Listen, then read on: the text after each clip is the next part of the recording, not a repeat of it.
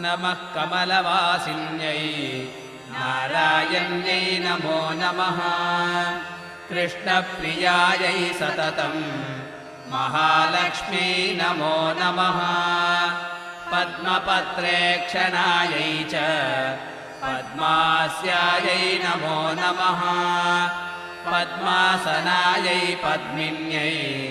वैष्णव्यै च नमो नमः सर्वसम्पत्स्वरूपिण्यै सर्वाराध्यै नमो नमः हरिभक्तिप्रदात्र्यै च